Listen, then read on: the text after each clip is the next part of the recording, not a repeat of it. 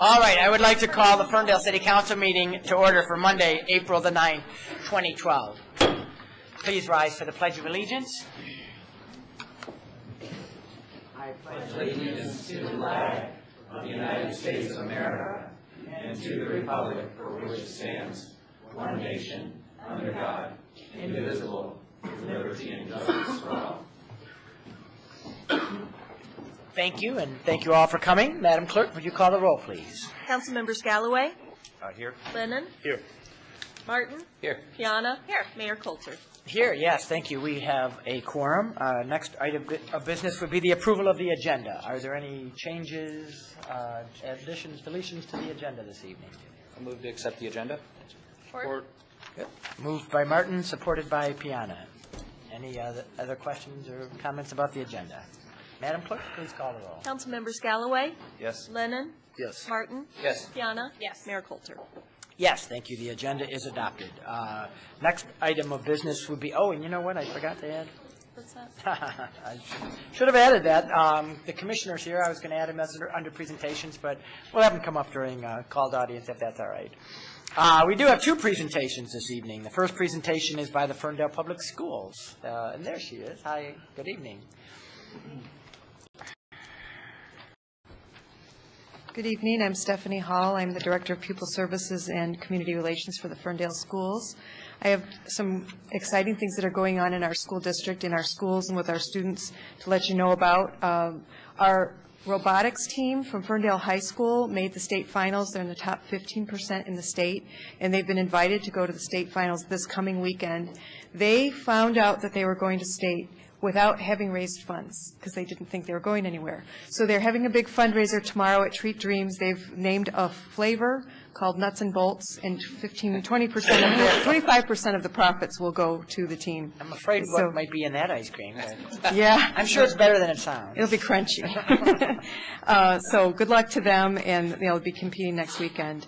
Also tomorrow night, the Ferndale High School Wind Ensemble, which is made up of members of the marching band that win the state championship over and over again. They also won straight ones, which in music language means that they received perfect scores at their festival competition this year. They're outstanding. As an ensemble, they make beautiful music, and they are performing tomorrow night with special guests from the Western Michigan University Symphonic Band. Concert is, I play in a concert band still to this day, and they're playing great music. So if you like a good performance, that's the place to be tomorrow night, 7:30 at Ferndale High School. Thursday, our next Ferndale High School principal, who is Lisa Williams. You may not know that, but she's been appointed and will start effectively July 1 as the next Ferndale High School principal. Lisa Williams and I will be accompanying a group of Ferndale High School students to Youth in Government Day with the commissioners, and I see Commissioner Covey is here, so I know that makes him happy that we'll be going up there and accompanying them to that. And then on Friday, there are two events. Our annual Safe Night for Ferndale Middle School students is hosted by Ferndale Middle School in cooperation with the Southeast Oakland Coalition and Ferndale Youth Assistance, and there are still volunteers needed. It's from 6 to 8:30, and if anyone is interested in overseeing middle schoolers at a party, you'll be much appreciated. Another event that's going on that night that is an adults-only party is Struttin' for Strings, the fundraiser for the orchestra program. It's a dance. There'll be a dance instructor there. And in case you haven't caught any of my information, I'll be sending this out in a fan-out tomorrow with all the flyers and everything else if you're interested in any of those. And the final thing I have for you is that Ferndale Youth Assistance is preparing for their annual youth recognition event, which is May 14th this year. And if you know of young people who have made significant contributions to the community or others during the past year, you can nominate them until May 9th, and I'll send you that information also in my fan-out. It'll be on our website as well. Great. So that's my news. Stephanie, thank you so much. Thank you. Anyone have questions?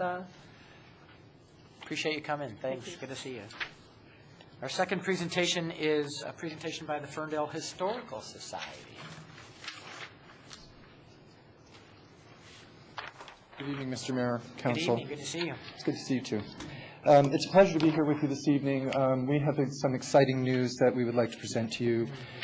Recently, I was contacted at the museum and asked if I would okay a couple of photographs to be allowed to be used in Hazel Park's anniversary program for their birthday, which I agreed to doing because it was in my capability of doing that. And then this gentleman brought me a copy at my request to see. And in that meeting, it was suggested that perhaps he work with me at putting together one for Ferndale's 85th birthday anniversary. And of course, I was quite excited to do this because we have everything that we would need from the inception of the pioneer days of Ferndale, including photographs, all the historical documentation straight up to the present day. The man that I would be working with is Mr. Tom Tesno from Eastside News. He is not a resident, so I was asked if I would be his sponsor. I will be working closely with him in doing the historical part. His part is putting together the advertising for the actual program itself. This will cost no money to council or the city. And I, at this time, would like to introduce Mr. Tom Tesno so that he can provide any further details that the presentation would need in order for you to get on board with us. Mr. Tesno? Thank you for letting me be part of the agenda today.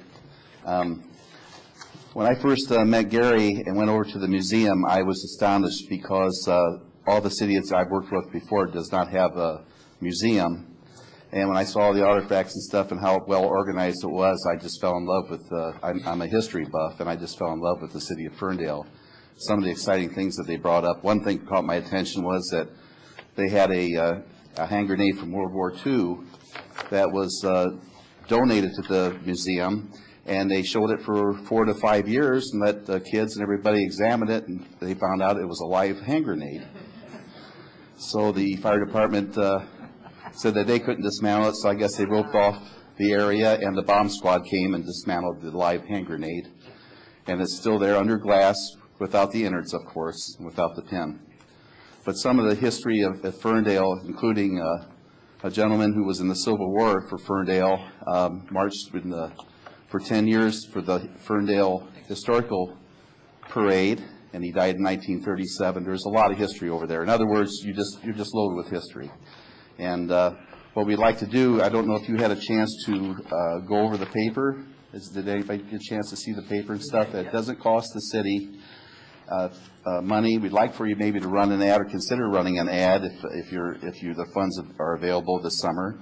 And also, we would like the city of Ferndale, once we have the publication done, Lord willing, it'll be done July 31st, that they could take care of the distribution to the residents, and the Eastside News would deliver the copies to all the businesses, schools, library, museums, and city departments of Ferndale. And basically, you know, we just love to have anticipation. I don't like to work with the city unless I have the whole city behind me. It's an effort that it has to be a willing effort. Everything has to be positive. I not only want the history, but I like to have volunteers from the different departments of Ferndale for present and the future of Ferndale put in this publication as well. So that's basically it. We hope to get if we could get a vote on it tonight so we can get started. It's a lot of hard work. It's a lot of research. There's a lot of content that goes into this. Gary's already started, and his crew, Gene and Jeff, and I think Chris, and all those I was lucky to be able to meet at their board meeting last month. So thank you for the time. Well, I appreciate your presentation. I appreciate the fact that you said we can vote to support it without actually dedicating any money to it. We really love and appreciate that. I'm looking at the city manager. Is there any reason you would see that we wouldn't support as a city and our departments the success of this publication? No, we'd be willing to support it. I would just ask that due to our staffing that as long as there's not a huge rush, you just might have to work with us a little bit on getting you information. We'll do the best we can in a timely manner. Oh, I'm sorry. Could you clarify on the distribution plans on this? You said you wanted the city to take some role in the distribution. We'd like to have the city be able to deliver to the residents of Ferndale. There'll be the program, once it's printed, we put them into a plastic bag door hanger and like to have them distributed, you know, to all the homes. That would be difficult. I mean, in some of the cities that we've done before, we've had Boy Scouts, we've had what's that volunteer when they're in trouble? contacting the local judges for Yeah, right. Community service. That's the word I'm looking for. And we've had that for Hazel Park, and it worked out really well. Well, we're certainly supportive of the production of the document or the book. I think I would be a little bit hesitant to commit our resources to either mailing or distributing them. Certainly, we could encourage folks to volunteer for that. We have different little local newspapers that distribute. They might be able to strike some sort of deal with them. But essentially, this is, as I understand it, a for-profit enterprise. Nothing wrong with that. It's a great benefit to the community. But I think to have the city say that they're going to commit to distributing them to 10,000 households is a little problematic. But other than that, I think it's a great idea. I think that we can work around the distribution. It's obviously something that we're going to work on. We would like the city to be behind it.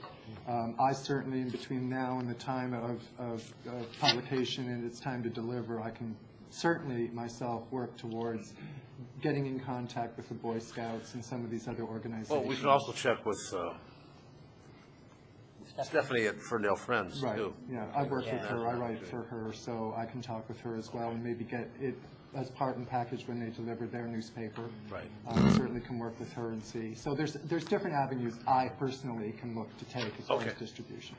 Yeah, I think we'd be perfectly happy to help promote volunteer opportunities to distribute it. I think just the concern is city employees' time to do it, but I think it's perfectly doable with volunteers. Right. We're not requesting city employees do it. We're requesting that the city gets behind it and maybe find the volunteers along We with sent it. Dave out already. You got the. We're not going. Yeah, no, I don't expect you to do it. I don't want to do it, but I wouldn't expect you to do it either. I did help deliver some at Hazel Park here a couple of weeks ago, so there was a precinct that our crew did help on that. So we make sure that all the residents do get it, but we just like to have the city behind us. That's the whole Well, it's a thing. beautiful publication, and you did give us some sample motion language, so if indeed council is supportive, a motion would be in order.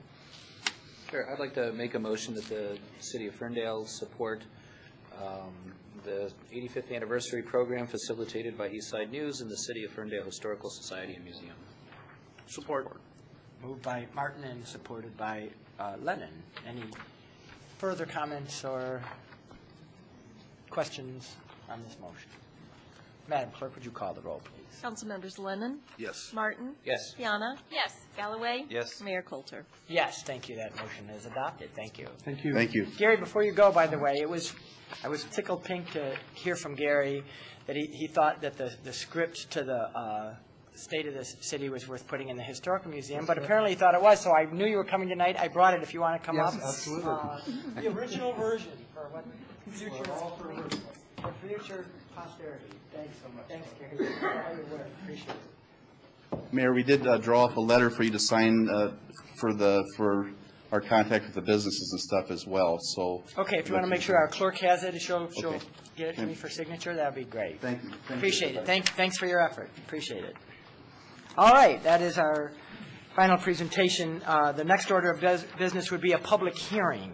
A public hearing on the redevelopment of a liquor license for Secret Cigar Vault doing business as Secreto Bar and Bistro for a new Class C and SDM liquor license to be located at 315 to 319 West 9 Mile Road in Ferndale, Michigan. And I will open the public hearing. Is there anyone from the public that would like to speak on the redevelopment of a liquor license at that location? Yes, Sherry Wells. Sherry A. Wells of 315 West Troy Street. This public hearing procedure is backwards. We get 3 minutes to talk about something before the issue is introduced, and then often some of our concerns are mentioned in the introduction of the issue, which makes us look a little foolish. So if that could be rearranged, that would be much appreciated. Be that as it may, first of all, there was no notice given to neighbors of the proposed site. My house at 315, the neighbor at 305 on the south side of West Troy, 332 on the north side behind that building, and she's an asthmatic. So when she heard from me about the cigar smoke, she was very concerned. And we are well within 300 feet or whatever 100 feet it has to be to get the so-called neighbor's notice. One of the things it said in the agenda information was a deterioration, to prevent a deterioration. It's a good-looking building. It's owned by Perlman. He keeps his buildings up. There was one tenant that had closed its business, but still paid the rent. So it was he wasn't able to have it rented. But that doesn't mean a deterioration, that now that tenant's rent period lease is up, they're out, and there will be no more deterioration no matter what's put in there. Some of the positives, the age range, the 35 to 50-year-olds, I would hope would be behaving more maturely than the ones that we normally see downtown in the evenings. The Latin and jazz music, I'm assuming, would not be vibrating through our windows and the ground. There looks like there's more restrooms in the proposal than there are in Rosie's, and that would certainly be a welcome relief, no pun intended. Available parking, they said there was some. The lots, to the extent that they're empty, are because the residential streets are being used for free parking, free noisy parking between 12 and 2:30 in the morning. I am looking forward to the residential parking permits. I think some of these customers are going to be very surprised, assuming enforcement also follows through with that permit. This appears to be a new liquor license. The DDA, according to the Michigan Liquor Control Commission, which is supposed to monitor the proliferation of liquor licenses, are apparently monitoring it by just observing it. But they informed me a while ago that the DDA has 25 liquor licenses it can give out, 22 to 25, and so this is one of those, despite the fact that we already have about 30 establishments in the quarter-mile radius of 9 Mile in Woodward where one can already purchase and consume alcohol. Those are my comments. Thank you.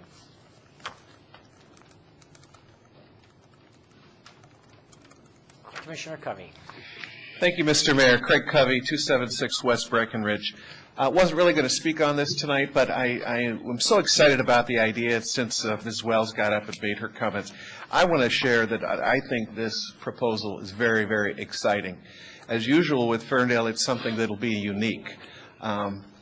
They're sometimes referred to as cigar bars, and of course in Michigan now, it's very rare. Actually, it's almost non-existent where folks can go in and sit down and enjoy something to eat, have a beverage, and perhaps smoke a cigar.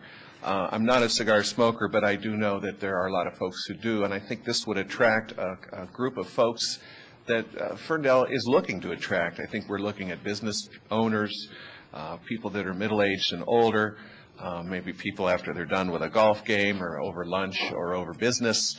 And so this is not a nightclub kind of a thing. This is a very upscale, neat place. Sherry mentioned Perlman. I just want to say that Mr. Tom Perlman is in the audience, long-time, well-known, popular, and very supportive real estate owner and businessman here in the city, who is always ready to step up for charitable events and working with the DDA, et cetera. As far as those buildings, La Soup's has been empty for 4 years. So I think it's pretty exciting that we have a chance of something new coming in. And also, it fits perfectly with the idea that the DDA has talked about, looking to begin to extend our downtown to the west, you know, going towards Livernois and eventually towards Pinecrest. So I just want to speak very, very briefly that I think it's a unique, very cool business. I've met the new proprietor. I'm excited. I hope it goes through, and I look forward to actually visiting it and enjoying it. Thank you. Thank you. Thank you. Anyone else from the public that would like to speak on this item? Seeing none, I will close the public hearing portion. City Manager, would you like to introduce this item? Sure, for us? I will. Thank you. As you've heard, a new restaurant and Cigar Vault is requesting to seek, or is seeking a liquor license using the DDA redevelopment liquor license. We did meet as a liquor license review committee. And we actually brought in the owner of the facility to kind of talk to us a little bit further, as there were some concerns that were brought to our attention. You'll note in my summary and background that we did call out a couple of the concerns that the Liquor Review Committee had. The two biggest concerns that brought us most concern was the concern for noise. Again, recognizing that being sensitive to that downtown particular area, we did want them to address some of their noise and ensuring that they understood the noise ordinance, as well as trying to get more clarity as to what kind of noise with their music and or live bands that they were looking to bring. The other concern that we had was the smoking on the patio, which I know has come up. And you'll notice that we did clarify, we wanted to ensure that the owner knew and understood that while they did address some of our concerns, I'm sure they'll be coming up and talking a little bit further, and council will have more questions, that we wanted to clarify that the sidewalk cafe permit is a separate licensee's process. So, that's something that we can work through as well, and I wanted to make sure and clear that the applicant knew and understood that getting an alcohol license today or whenever does not actually include the sidewalk cafe, so there's some room there. So those were the two main components that we brought to their attention, and they have, I think, a lot more to talk about regarding this issue. And I think, too, it lends itself not specifically to this applicant, but a concern that I think is becoming more relevant as more and more businesses are looking to open in the downtown area, that it's bringing to light our parking situation. And I'm, of course, glad that Councilmember Martin will be able to talk a little bit about our residential parking permit project this evening, but again, that is somewhat of a concern to him. Nothing necessarily that this applicant can address, but it does bring to the attention as we have more and more of these establishments wanting to come into our downtown. So with that, I know that they have some information to provide us and offer a chance for you guys, for council, to ask questions as well, and I'm sure are prepared. We've indicated the concern regarding the noise and the smoking on the patio, and I'm sure they're prepared to answer some of those questions or concerns that we have tonight. So I would ask that if you want to invite them up, yeah, we can if there's someone here, that would be appropriate. And while she's coming up, can I just address the concern that property owners within 300 feet were not notified? Yeah, we did mail, so we did mail those out last week, so we'll have to double check the addresses to ensure that we had the right footage, and if not, we'll have to look at renoticing. Thank you. Good evening. Good evening. How are you? I'm well, thank you. I'm Linda Mayer. I'm here tonight representing Secret Cigar Vault and its application for the redevelopment liquor license. As Ms. McGrath pointed out, we did meet with the Liquor Committee last week, and we talked about some of the concerns, specifically the concern about noise, the concern about secondhand smoke.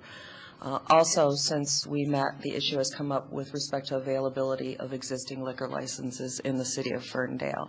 And based on our investigation, what we have determined is that there are no licenses that are available for transfer to this location. There are 3 currently in escrow in the city.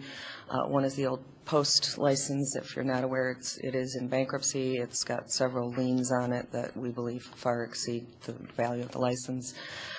There's a license that used to be the Villanove license, and that is currently under contract to another of our clients.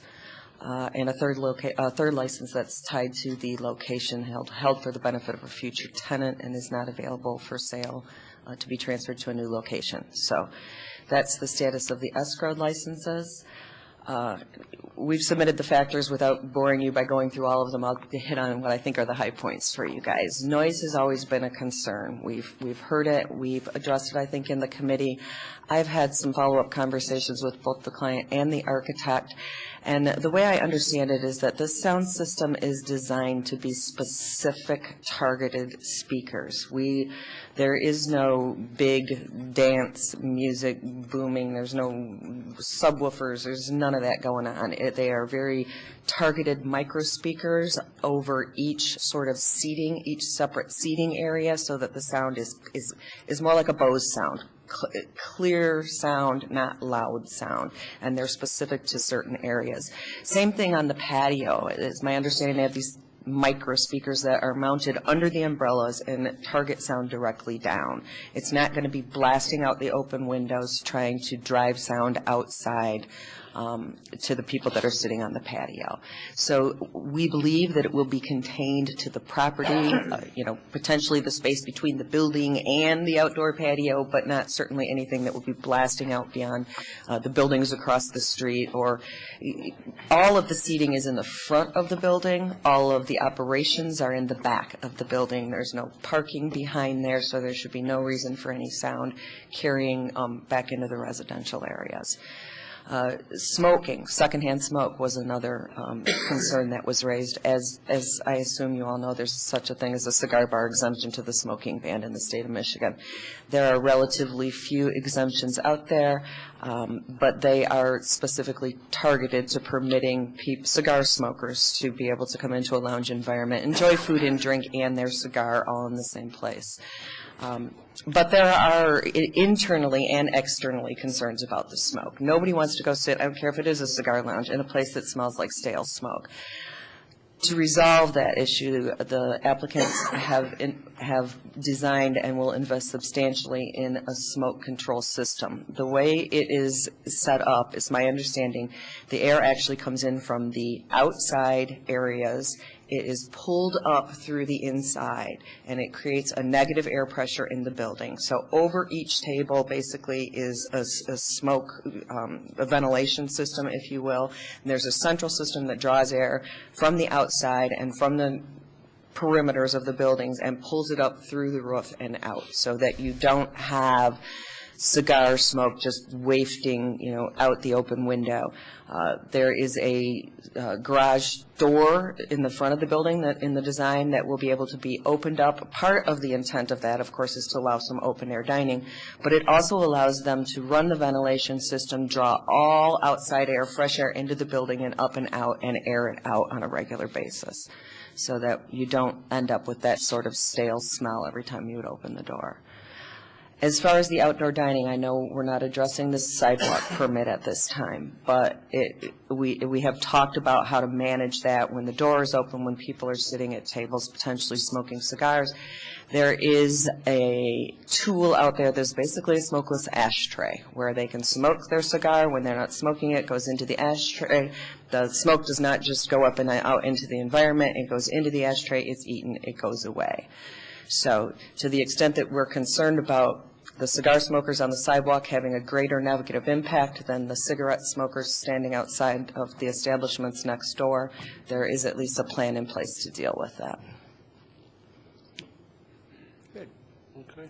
Other questions of clarification? Well, there's no outdoor mounted speakers. Everything is individualized at the particular tables. Everything would be individualized at the tables. I don't want to say there's no outdoor speaker. It would be the micro speaker that would be table specific over that. Right. No big speakers on the wall blasting sound out. And we are aware of the Ferndale sound ordinances and have every intention of abiding by them. Other questions? When we met on the Liquor License Review Committee, we talked about perhaps developing some language that would more specifically address what your plans are regarding amplified music within the premises. Our experience has been, as I think I shared with you before, that even one amplifier and a keyboard and a trumpet, if it's pointed in the wrong direction, even if it's playing what might be considered lighter type music, can be a problem for our residents. What type of assurances do you suggest that we might put into our approval here this evening to embody those concerns? We did go back and revisit the factors after we met, and we did add some language in there talking about the speaker system and about compliance with the local sound ordinances. Beyond being able to state on the record that we will comply with the ordinances, that it is not a part of the plan to be, broadcasting music outside of the establishment. I guess I would remind you that this body has an annual review process where if we're in violation of ordinances or we've created nuisances for the surrounding businesses, that certainly you get an annual bite at that apple. Okay, very good. So this last piece, right underneath your menu in our packet, is the revised review factors? The packet that the council got actually has, I think, the original factors and the revised factors that we submitted after the meeting. So it would be after the menu and in,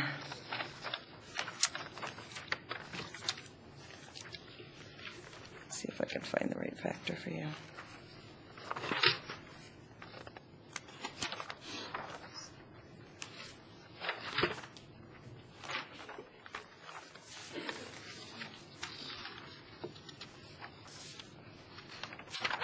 Okay, so I see some standards in here, factor 10 regarding the air filtration, Right. referencing the ASH RAE standards for 4 air changes per hour, which I don't believe was in the original.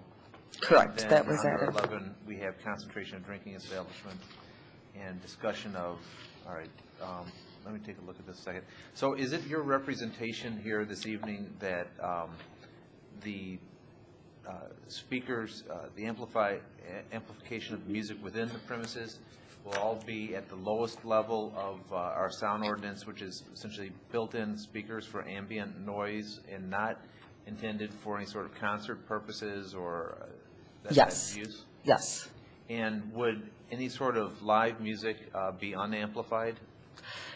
My understanding is that there will be no amplification of live music. Correct. Because amplified music would take it to a different level of review underneath our sound ordinance.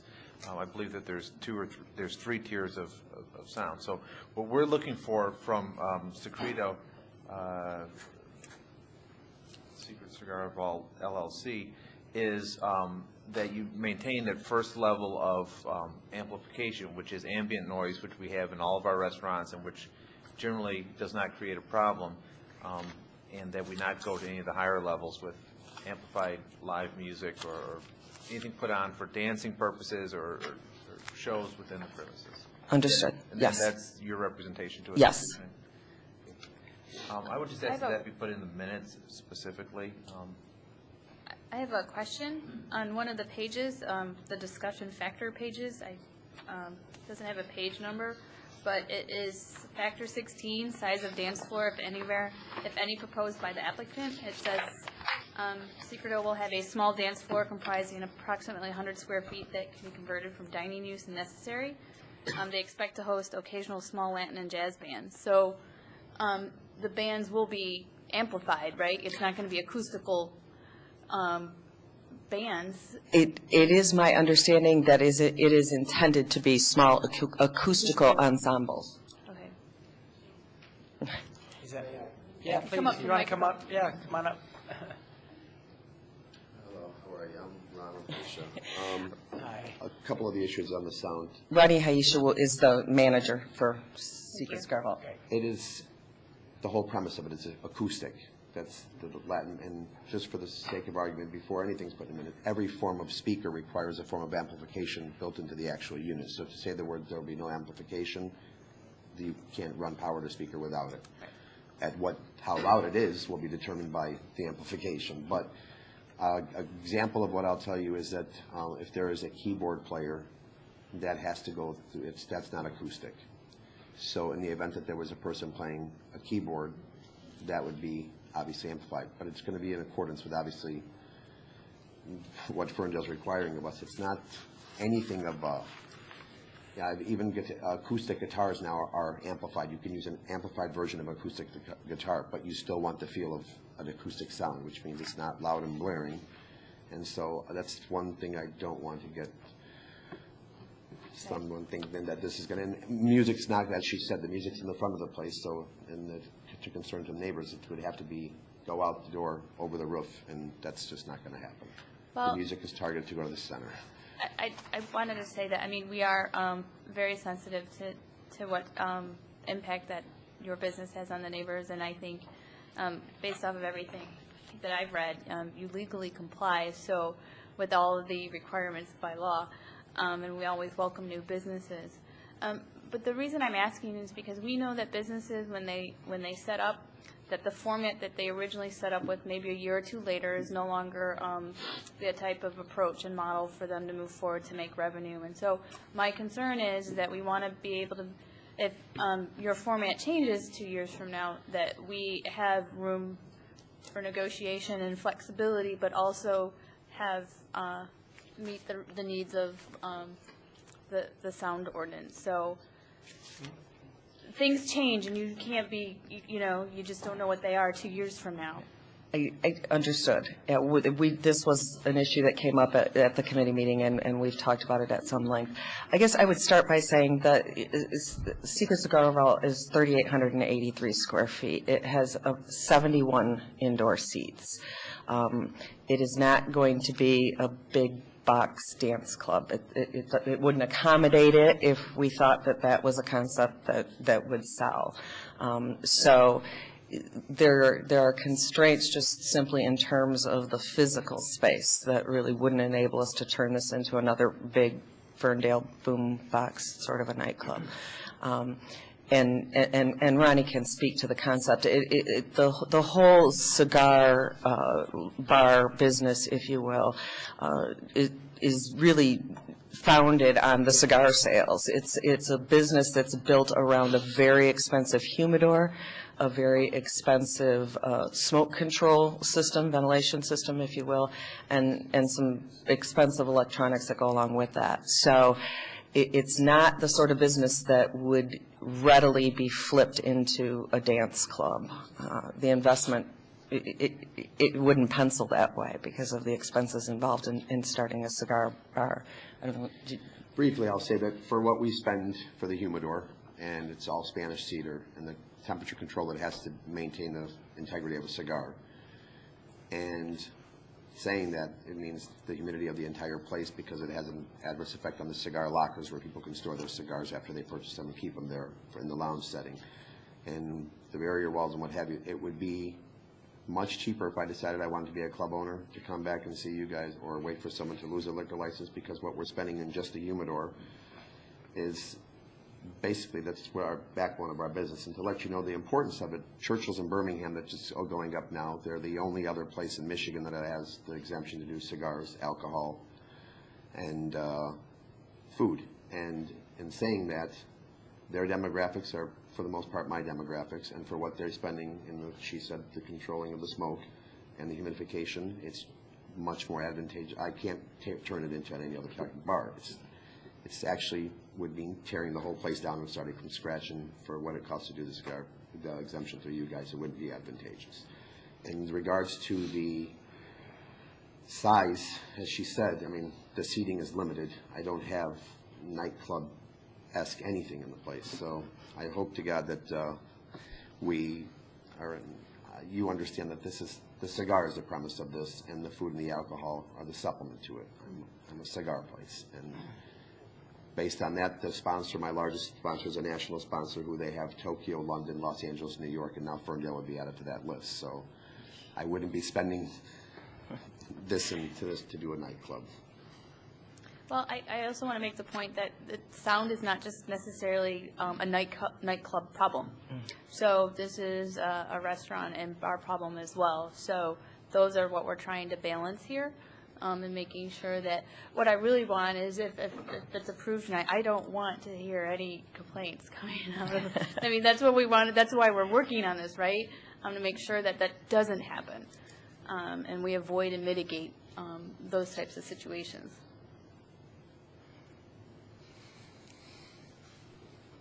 Other questions of clarification? Sorry. Yeah. I had one question about air filters. I am not one who has can be around cigar smoke. I find it very irritating. How does the dispersal of smoke from inside the building, is it filtered out into the top of the building, or is it just all cigar smoke? Will it filter into the homes on a windy day? I mean, I don't understand the science behind that. I can address that real easy. First of all, a cigar, the equivalence of smoking a cigar is a pack and a half of cigarettes. There is such a minuscule amount of nicotine. There's no chemicals in a cigar like there is in a cigarette. It's a wrapper, a binder, and filler, all made of just tobacco leaf. The only thing that they accentuate a cigar with is, let's say, cedar undertones. They'll burn a cedar wood to go into the leaf. They actually do it with vanilla as well. And the same stuff that they use for aromatherapy, they use as a fusion in some cigars. So from the perspective of health-wise, it's nowhere near in comparison to a cigarette, which is why they allow the exemption. Where does it go? There's two forms of systems. There's kinds of, some of the air goes out, but there's filtration systems for it to go out. So those filters are our responsibility to change. We have to change them to keep the integrity of our system. Otherwise, it would fail, and then we'd have a disaster financially. But no, there's no smokestack that just throws smoke out into the air. Okay, And so it's so it being goes to the filtered. filter system. It's filtered. And Okay. as far as the filter, Thanks. what's coming out is basically the equivalent of burning a leaf. It's not a cigarette. All right. Thank you. No other questions from council for clarification purposes? Sherry, then, if you'd like to. I think you may just have answered my question, because there are, on a good day or a bad day, Bangkok Cafe has this ventilation system, and what's coming out of there makes me nauseous. The kind of smell from that place, and that's what I would, before his explanation, that's what I was imagining for my asthmatic neighbor and I to be smelling that coming up over the roof. So if you're telling me that won't, then I'll go back and let my neighbor know that. There is one thing, under our liquor license approval every year, the noise criteria has nothing to do with that. We've brought that up before, and it's not on there, so that's no protection for us as yet. All right, if there's no additional questions of clarification, a motion would be in order. I don't have it in front of me. You got it? Yeah, I'll move to recommend the Michigan Liquor Control Commission approval of a quota class C and SDM liquor licenses with Sunday sales permit, dance and entertainment permit. Are we doing the outdoor service area? No.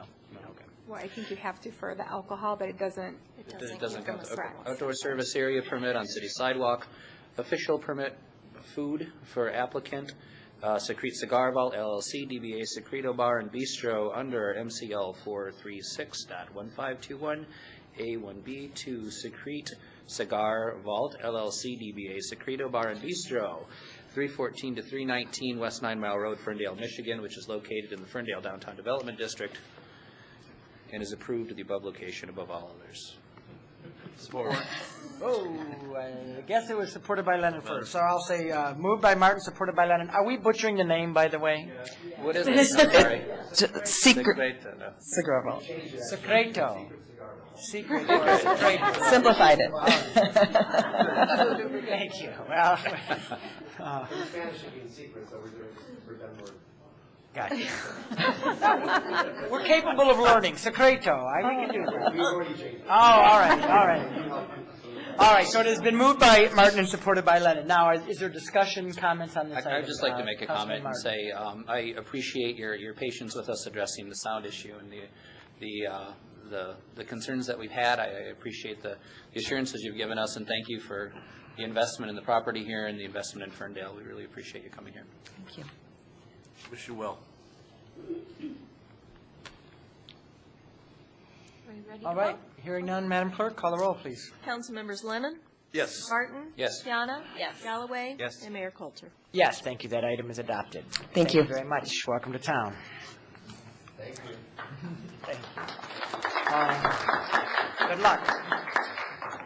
Next item of business would be call to audience. As you know, call to audience is your chance to have 3 minutes of fame. Say anything you like that on any topic you like that's not on the agenda, because I'd give you an opportunity to speak to that when it comes up on the agenda.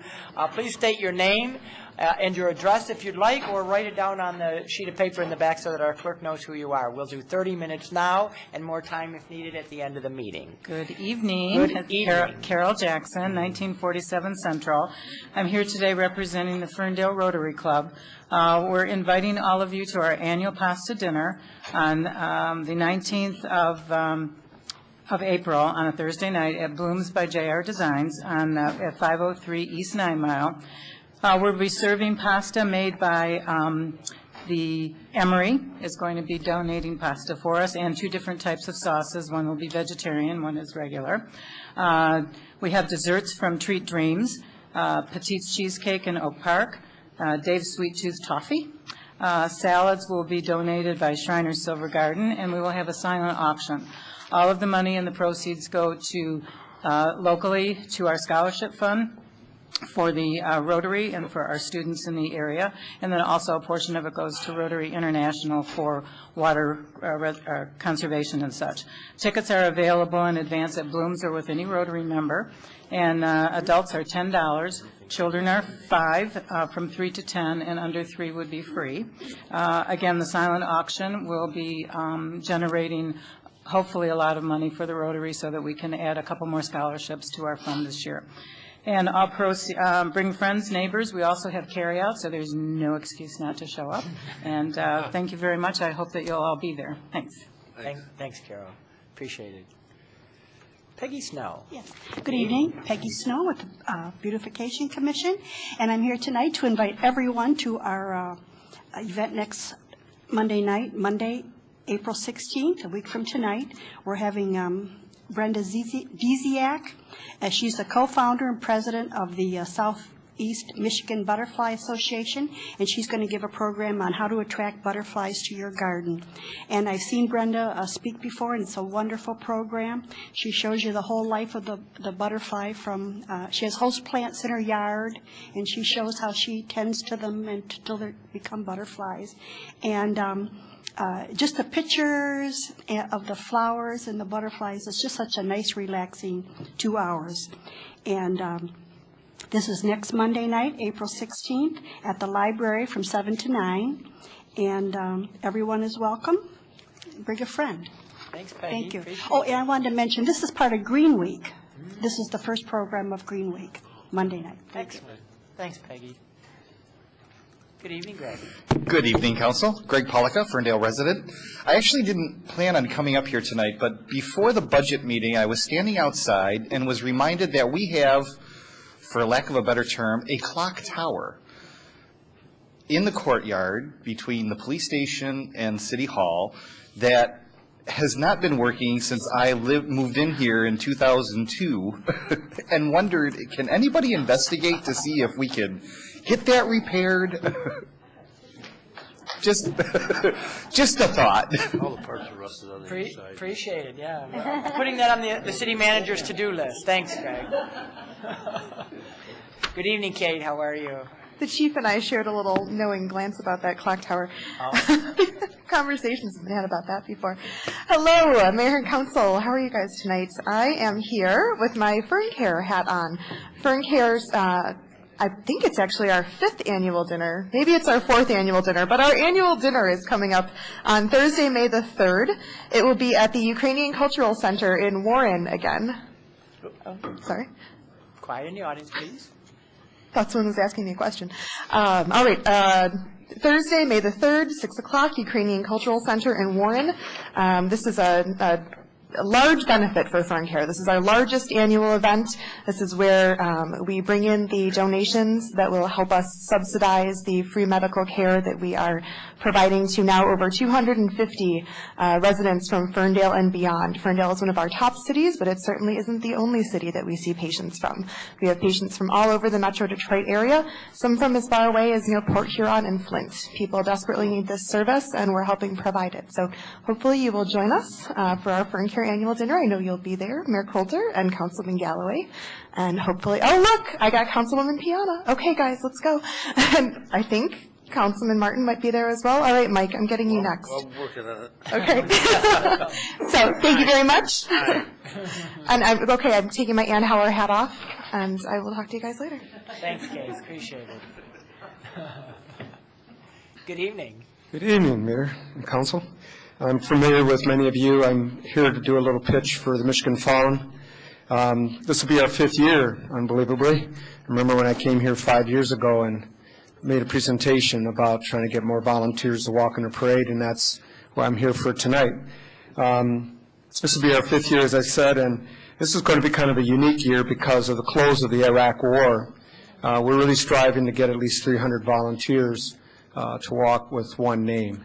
And we've been pulling just a little under 200. And so you're going to be seeing my face at the next couple council meetings to try to ask the public to come on and walk with us. There's nothing complicated about it except to give up a little time. Our website is www.myfallenheroesparade.org, and we now have a Facebook page. And so our exposure is growing, and so we're kind of hoping that this year we might be able to actually pull off a larger gathering of people. And also we're probably going to enter a second float this year, so we're pretty excited about the growth of our own program. Thank you much for your time. Thank you very much. Mr. Mayor, can I say something? Yes. I just want to add to that. For the last few years, I've walked in Michigan's Fallen, and if you haven't done it, it's an incredibly moving experience and brings a whole new appreciation to the holiday. And I think it's a holiday that frequently gets overlooked. We have this great parade here. It's great for Ferndale. But I just really encourage folks to come out and walk. It's until you're carrying a sign of a soldier that's fallen in one of the wars, it really drives home what the holiday's about. So please come out. Thank you. Jim, good evening again. Hello, Mayor and Council. My name is Jim O'Donnell. I live at 1326 West Hazelhurst Street. And I am running for a position on Ferndale School Board. I'm running because I envision active engagement by the school board to the benefit of our children and all children in the district.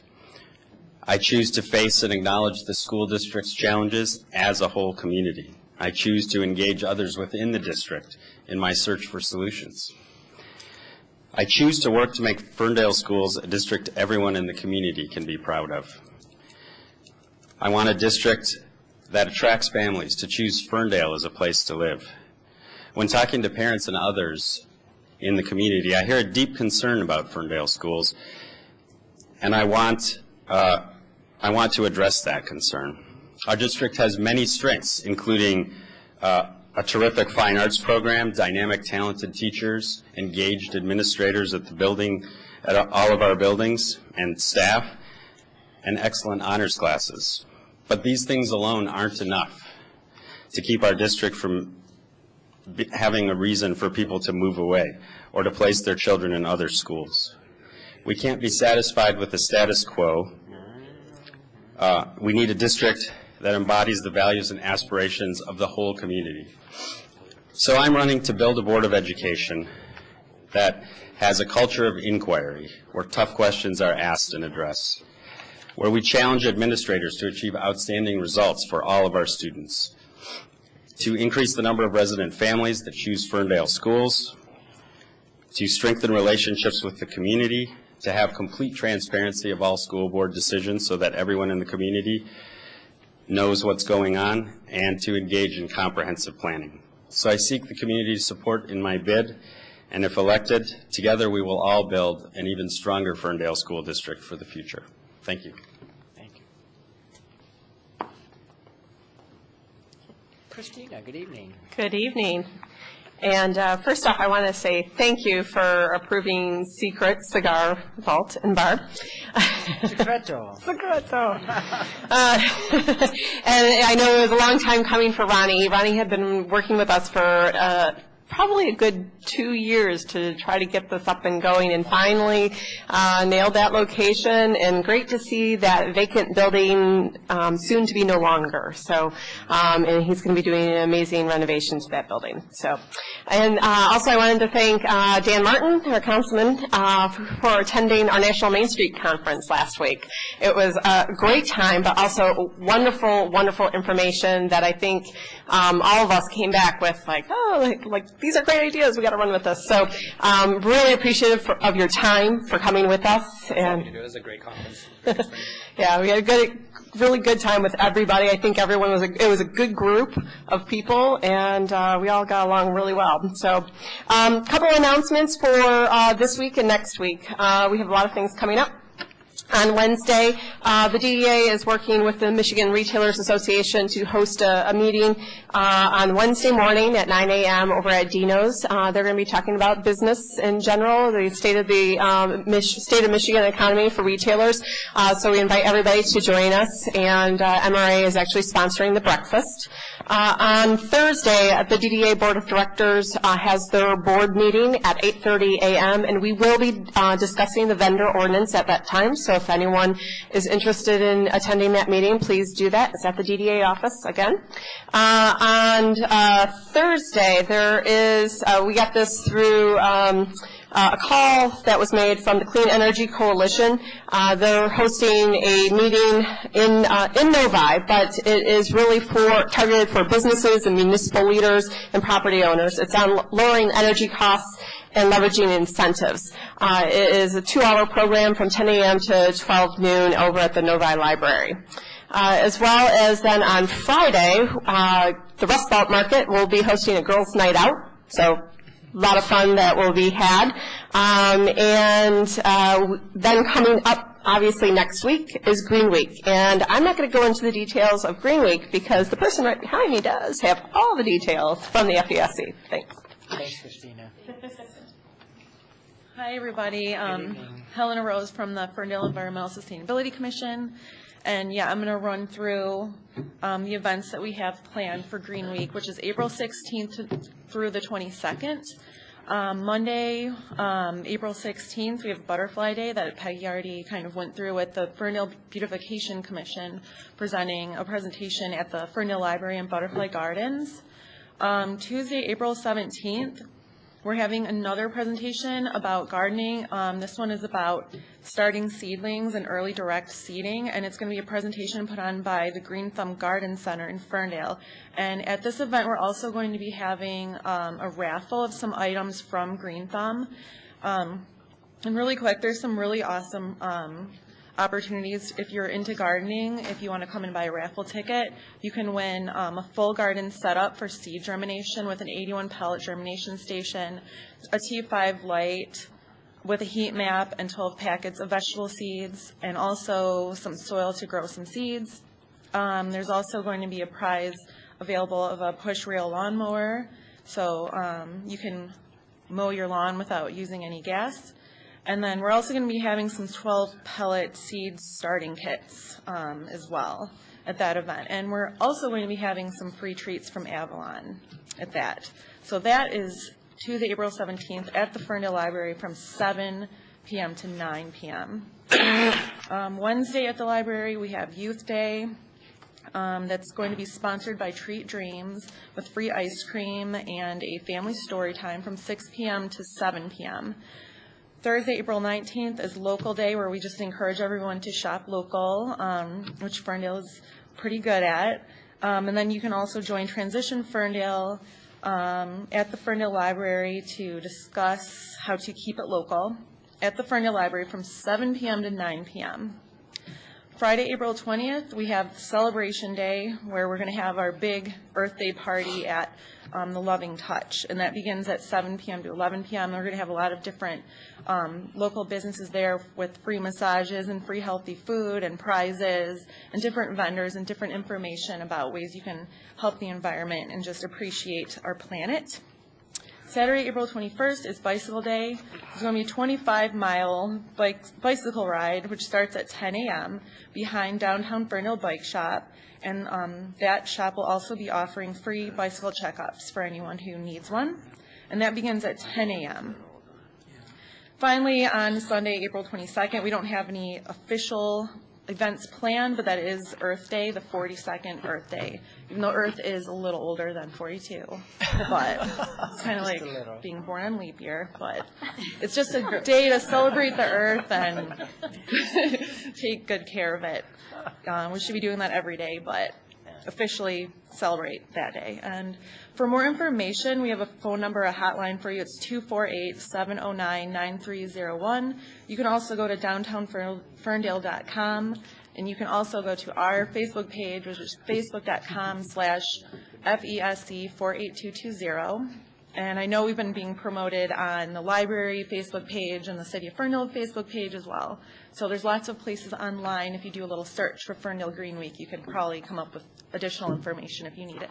Thank you. Great, thanks, Helen. Encourage everybody to participate in Green Week. Kevin, good evening. Hello. My name is Kevin Deacon Krause. I live at 521 West Oak Ridge, and I'm here actually for two reasons, both of which I will be brief on. The first is, since Green Week isn't doing anything on April 22nd, the library is. It's a green library. It's a green library, exactly right. And the Ferndale Library, the Friends of the Ferndale Library, and a variety of Ferndale citizens are working on a project we call the Day of Books and Roses. It's a celebration of what is celebrated in Catalonia, in Barcelona, as the day in which men give women roses and women give men books. We've taken the genders out of that, and we're encouraging everybody to give everybody books and everybody to give everybody roses, and we're going to open the library in order to do it. So on Sunday, April 22nd, between 11 and 6, we invite everyone in the community to come to the library for a $5 cover. You can get a free book, a free rose. You can get access to some of the best wines ever produced, and a whole variety of excellent food, music, books, and anything else you might enjoy. So we encourage you to come. You may notice as you drive up and down Woodward, there is a large dragon just north of Cambridge. That dragon is actually provided by one of our sponsors, Eli Bout, who owns Eli Wines in Royal Oak. Eli has provided the dragon so that we can get everybody's attention. It is the day of St. George after all, and St. George's opponent in many bouts was the dragon. So these days the dragon is a symbol of ignorance and lack of love, and so we're going to try and defeat that particular dragon. Second thing that I want to say very briefly is that, like Jim O'Donnell, and with Jim O'Donnell, I'm going to be running for school board in November, and I simply wanted to let the community know that I'm going to be out in the community asking them what they think needs to be done and how it needs to be done. With Jim and with a variety of other citizens, we spent a lot of time looking at the school district, working on committees, working on other questions related to the schools. What we see so far is that we really need in this community to do a better job with excellence in education. We need to do a better job with equity in education. And the way we need to do that, the path to get there, is by planning, is by better accountability, and is better cooperation with bodies like this one. So instead of simply waving at the city council from afar, that the school board, it works hand in hand with the school board. So I look forward to seeing the members of the community, talking to all the members here, and you'll see me again. Thanks so much. Thanks, Kevin. Commissioner Cutler. Wow, so many neat things coming up. I do want to thank, by the way, the staff and also the council for participating in Earth Hour. That was 9 days ago. It was very neat. That sort of kicked off Earth Month, and it was kind of neat. I heard a lot of people say, hey, the lights are going down. What's going on downtown? It was kind of neat. Maybe we saved a few bucks as well. And Councilman Lennon left, but I'm sure he and I will be participating in the 25-mile bike ride, I'm sure. Remind him remind him when he comes back. It's April Fools? Might have cigars. We might have cigars on the way. I did want to thank Stephanie Hall and Mayor. You know that each year the County Commission does have the Youth in Government Day. It's a really neat thing. And I guess they hadn't had kids come up in a number of years. And so I did some lobbying, and I really appreciate Stephanie and the school board, after a number of years, are going to host, I think I'm going to host 8 middle school kids up there and show them how government works.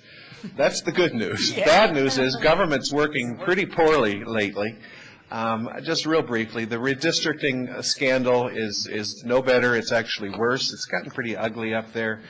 Like the 4th new redistricting map has now been exposed that the Republicans are going to push.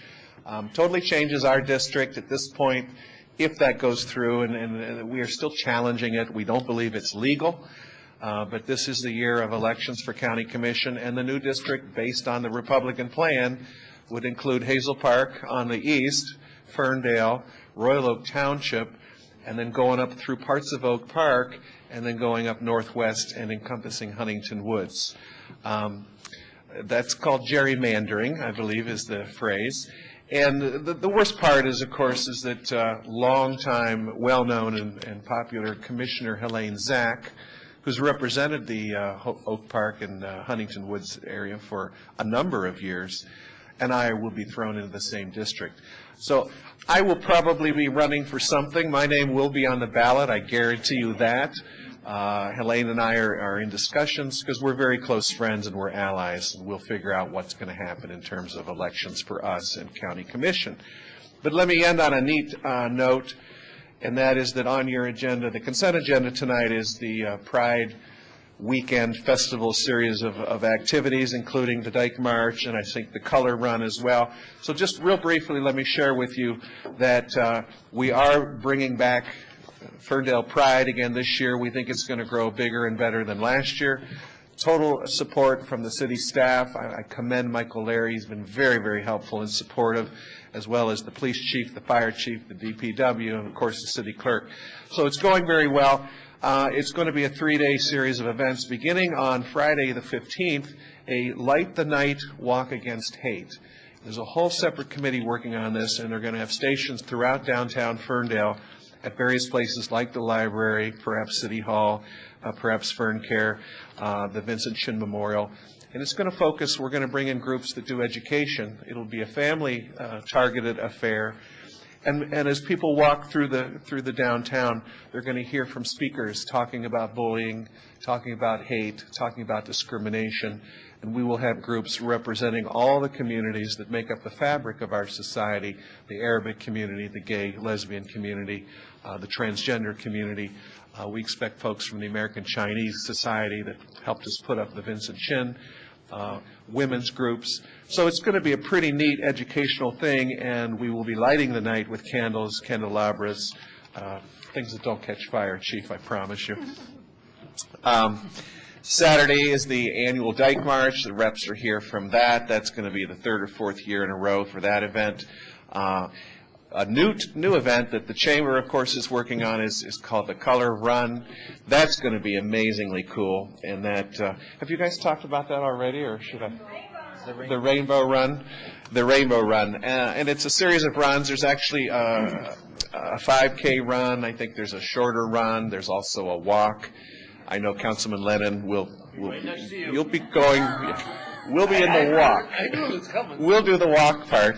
And you wear white. You get a white shirt, and as you run through, people have color that they're going to throw on you. It comes from India. It's a very neat thing. And by the time you're done with this run, not only have you burned calories and had fun and raised money for charity, but you're going to be having the rainbow colors on your shirt. So it's going to be pretty neat. And then it'll all climax with a street festival. We are going to close West Troy Street, and we'll have music. I moved the stage, so it's not by your house, Sherry. It's on the other end of Troy, and it'll be over by 7 p.m. But that looks like a fun, and that's Father's Day. We're going to have a special program for fathers and talk about that, as well as all the booths, and we'll have food and all that. And the annual, I just learned today that the Motor City, this is Clerk Tallman's favorite event, the annual Motor City Bear Bikini Car Wash will be going on that weekend as well. So we hope to be working with the library and the Historical Society and City Council for lots of fun stuff. So that's June. It's coming up fast. Thank you for allowing me to come up, Mr. Mayor. Thank you. Thanks. Marilyn, I'll see you at the Thanks for all your good work. With that image in our heads, is there anyone else who would like to address council this evening? I hope not. All right, thank you, everybody. Appreciate it. That closes called audience.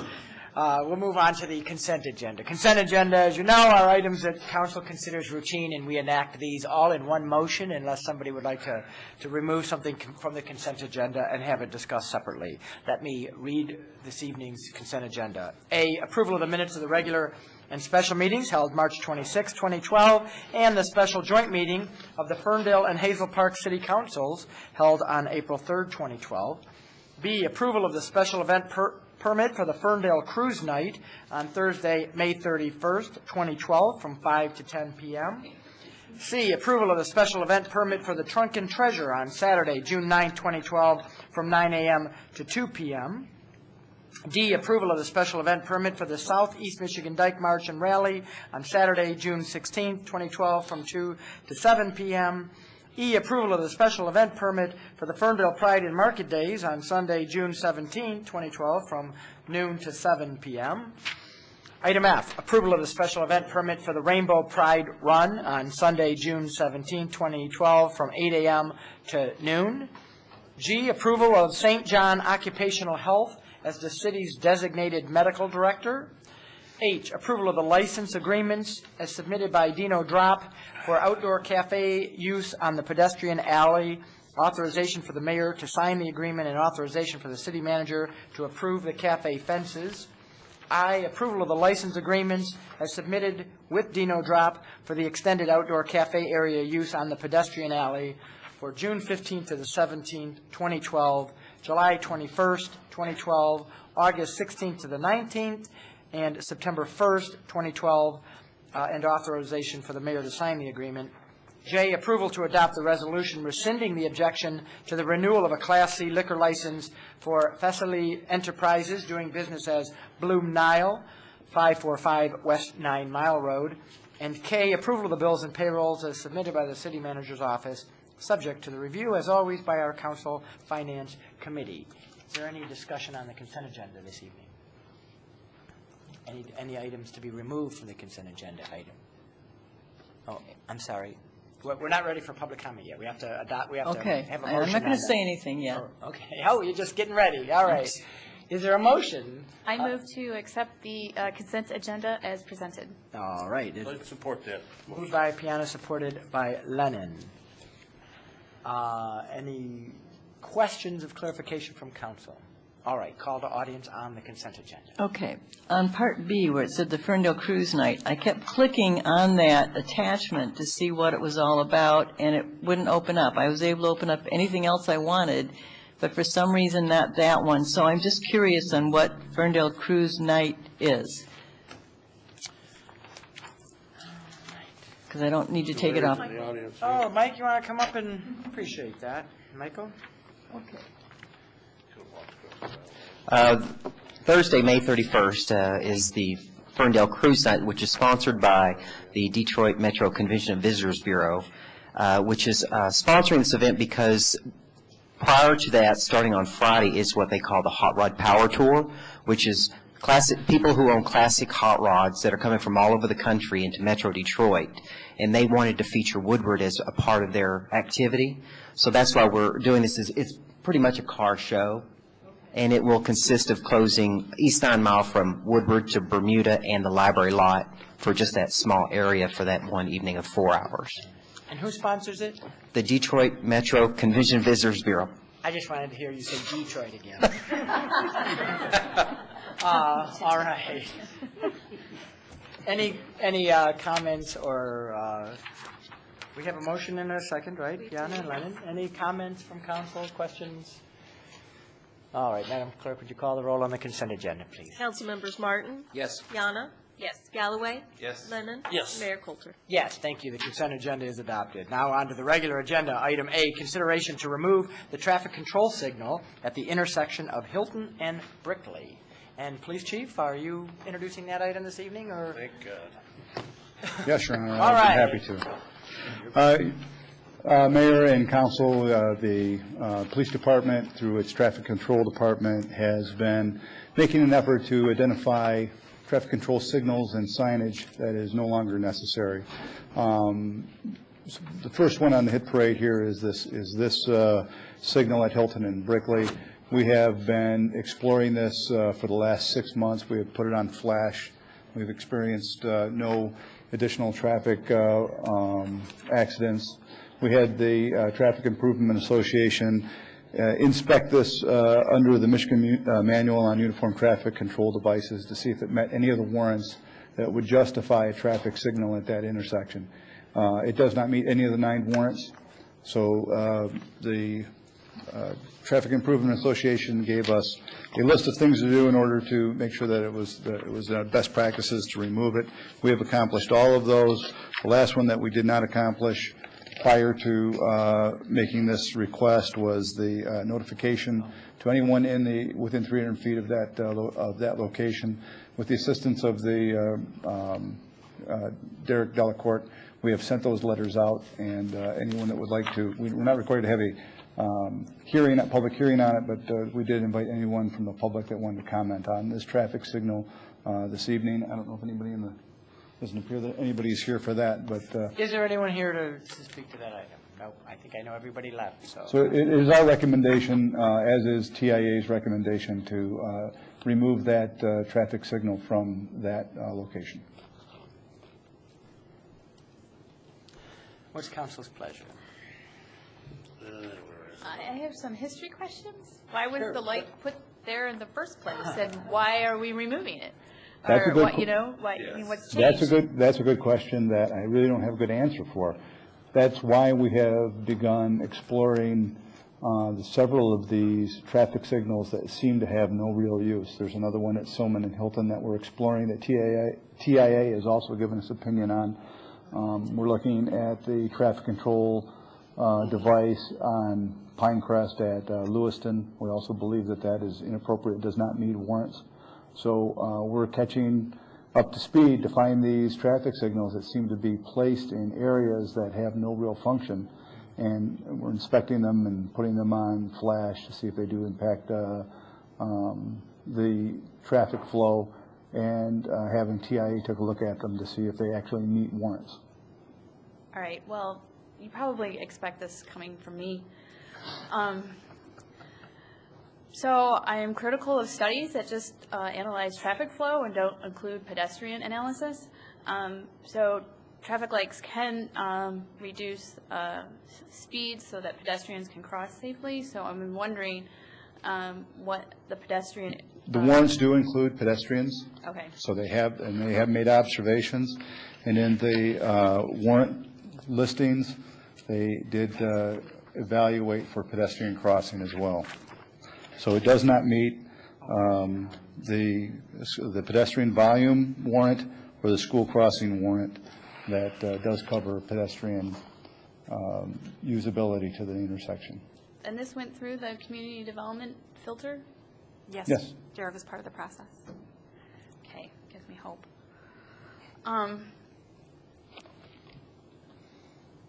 Is this the traffic light that we've received complaints on from residents before? I've heard residents complain in 2009 and 10 that there was backup at the lights, and people were having a hard time turning left going north onto Hilton. Is this the light that was causing some of those issues? I think what you're referring to is when we first initially installed the bike lanes, it was tying up traffic, so we eliminated the bike lane from Brickley to 10 Mile. So it branches out into 2 lanes after you pass Brickley. So now there's not the backup because people were turning left and traffic would be backed up to Woodward Heights. It was a real pain. So we eliminated the bike lane going from Brickley to 10 Mile. Now there's a traffic flow. That light would never activate in the past unless there was a cross traffic on Brickley waiting. Then it would turn red for Hilton. So the light always flashed until the chief put it on. Yeah, we've had it on flash for 6 months. Right. And we've also had it on, or maybe even longer now. We've also had the one at Hilton and Silman on flash for over 6 months to evaluate for increase of traffic accidents or any other type of complaints. And we have not experienced that. And because it doesn't meet warrants, although it's probably inappropriate that we have a traffic signal that doesn't meet Michigan traffic warrant code. And so what is the safest way for pedestrians to cross there on the street if we're removing the light? To cross Hilton Road? Bickley, yeah, from Bickley? Brickley. To Brickley. You're very... Yeah. They just wait till traffic clears and they don't have that device? There's no other traffic signal anywhere near there except for 10 Mile Road, which you can cross at that crosswalk. There is a crosswalk there that doesn't necessarily need a traffic signal. And the next one isn't until Woodward Heights, going south. So, in effect, nobody using that criteria, nobody can cross. They're just going to cross wherever they need to anyway. That's what pedestrians do. Well, the crosswalk is stamped concrete right there. Right. Yeah. Thank you for the Google map. I didn't go down to that street Zoom level. The crosswalk does remain. We wouldn't remove the crosswalk. So we would need a motion. I'll make that. I move to approve the removal, to remove the traffic control signal at the intersection of Hilton Road and Brickley. Support. Moved by Lennon, supported by Galloway. Other questions or comments or discussion on this item? All right, Madam Clerk, would you call the roll? Councilmembers Piana, Yes. Galloway, Yes. Lennon, Yes. Martin. Yes. Mayor Coulter. Yes, thank you, that item passes. Thank you. 4 yeses and 1 reluctant yes, I think, but still passed. Our next item would be regular agenda item B, consideration of a tentative agreement with the Ferndale Police Lieutenants and Sergeants Association. City Manager, are you going to introduce this I item? can start that, yes. We have 4 contracts that are open or that will expire June 30 of 2012. This is one of the 4. I'm going to bring Jennifer Longthorne up to talk a little bit about the tentative agreement that we have with the command staff in the police department. Good evening, Mayor and Council. I just want to start off by saying thank you to all the members of the command unit who worked very, very quickly and closely with Chief Collins and I through this agreement. We met with them and basically worked in a cooperative way to achieve what we have here today, which we feel is a very good bridge to get us through next year, where we can take the time and really put together a very good give and take type of a solution for our unit. It does include a 0% wage increase for this year. This contract is a 1-year contract to expire June 30th of 2013. It also includes all of the health care concessions that we've consistently been putting forward to all of our groups, including the Community Blue Plan 4 health care plan and all of the other riders that went along with that. We did allow for some concessions in terms of an adjustment upwards in their holiday pay, simply due to the items that they were very cooperative in giving back years past. So try to work with them on that as well. And some other minor non-economic items in terms of wording on the contract. So, is there any questions or clarification? Any questions of council? If not, a motion would be in order.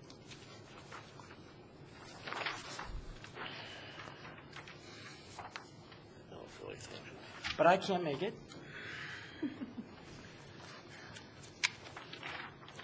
I move that we approve the tentative agreement as presented.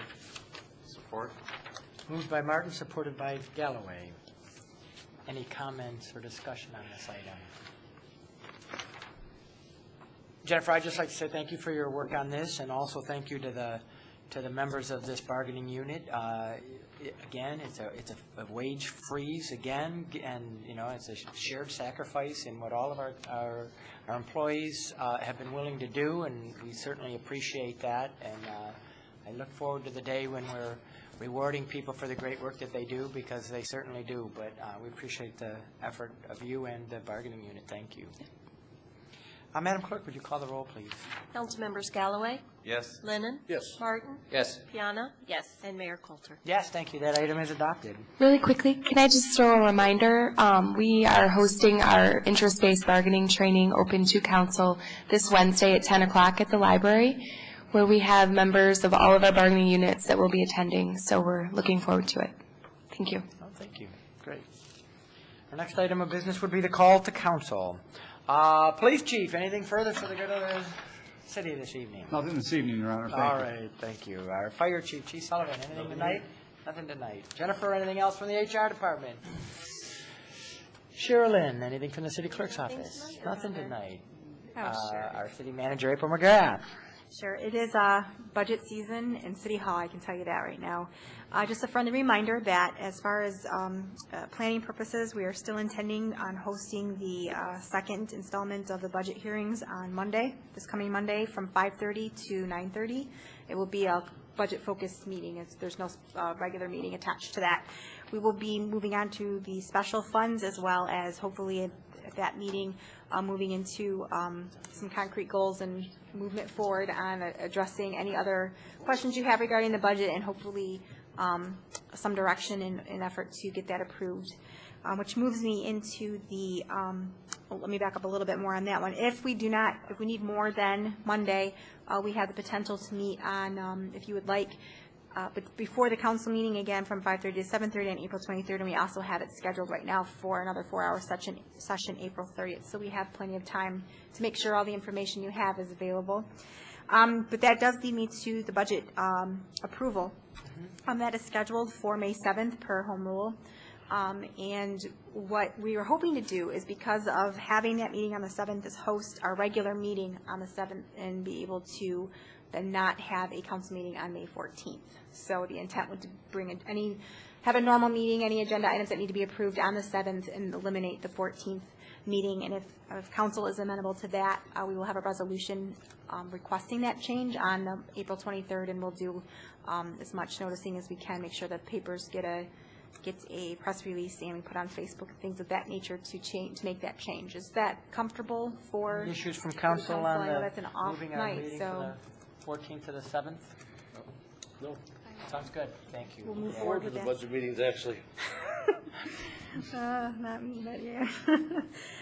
A couple of other things I did want to mention, that Jennifer did indicate that we were very excited on Wednesday at 10 o'clock that all of the unions will be represented at the IBB, the interest-based bargaining session, as well as I'm encouraging as many department heads as well to be there. We recognize that is in the middle of a work day for many of you, so I'll talk to Jenny about the possibility of having the speaker come, possibly meeting a little early before a meeting or whatever, and having him or condense it. It's an hour presentation, maybe condense it so that council could hear for those that can't come. So we'll play with that a little bit to see if he could come back. But we are very excited that the unions are all going to be represented, and they seem to be very open to moving forward in a different direction. And I think that's it. Yeah, that's it. Very good. Byron, I see that you came back in the room. Do you have anything from the DPW department this evening, sir? No, just an update. The compost is getting picked up. Yep. Come on up and stand in the mic so that folks at home can hear you as well. The compost is getting picked up, and speaking of compost, come May, every Saturday in May, from 8 a.m. to noon, you can go to the Southwest Storage Yard, which is on Central behind Ferndale High School, just south of 9 Mile, and we'll load you up with compost.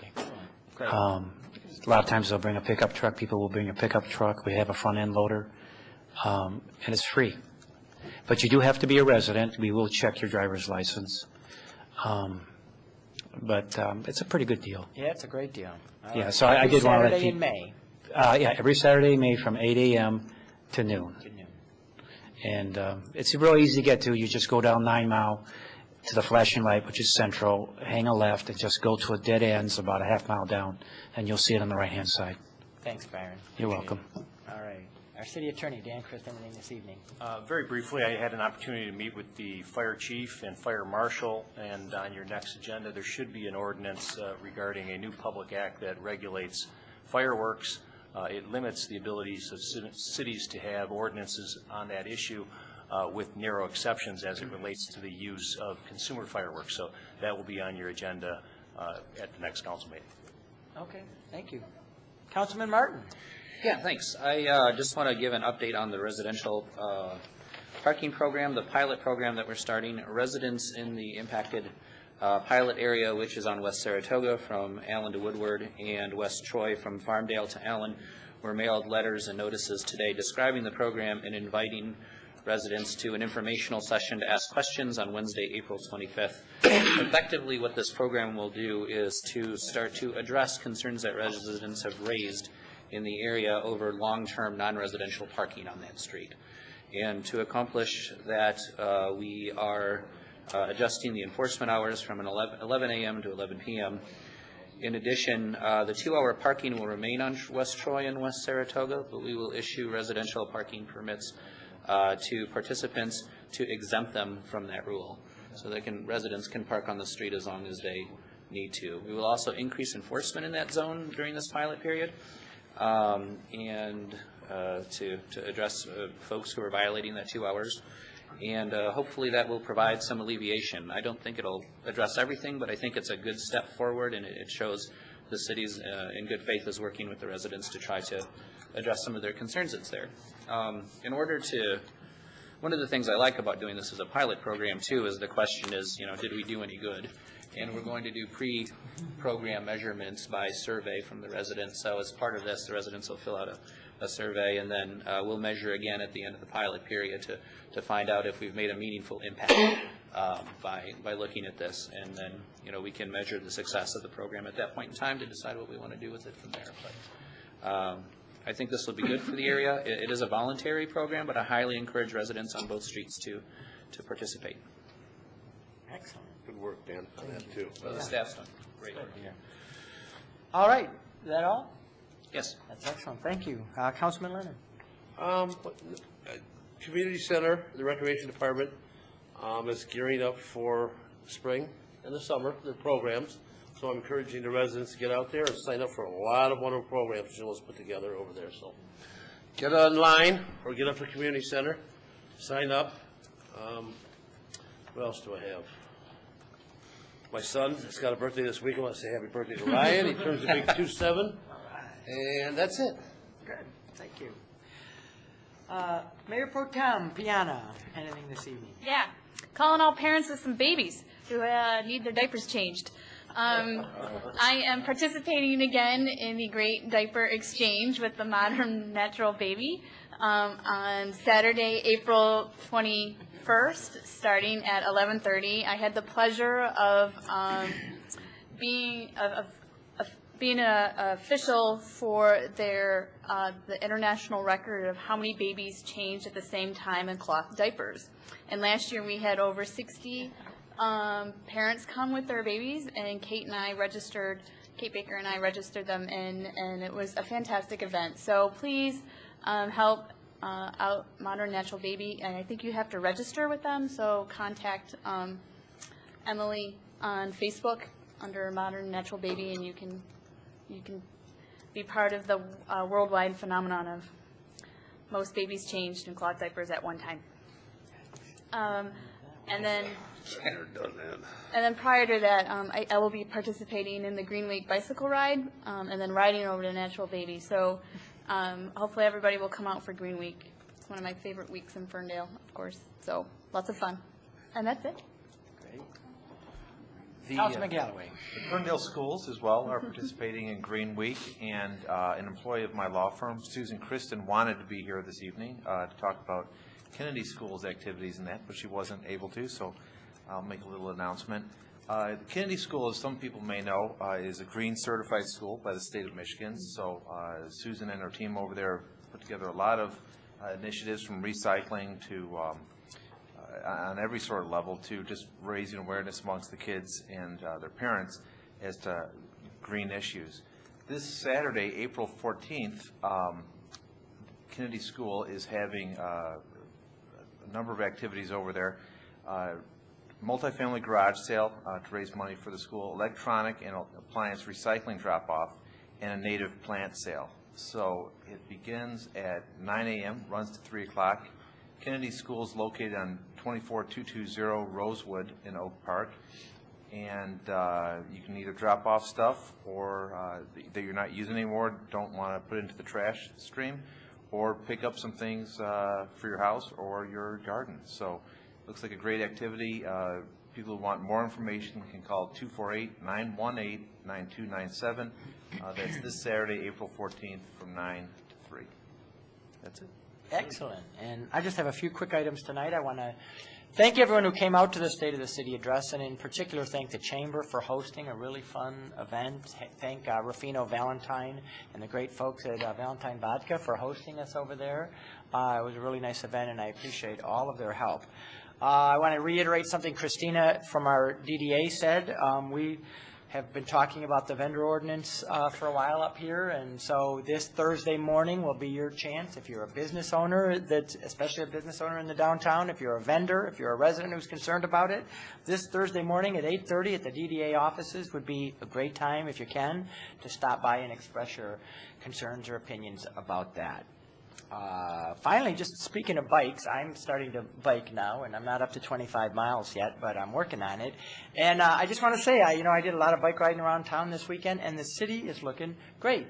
Residents out cutting their grass and raking and fixing up, and our city is looking darn good, I must say. If there's somebody in your neighborhood who's not, you could always call our code enforcement, and we'll get out there and take a look at it. But in general, I have to say, great job, everybody. The city's looking nice. And with that, the meeting is adjourned.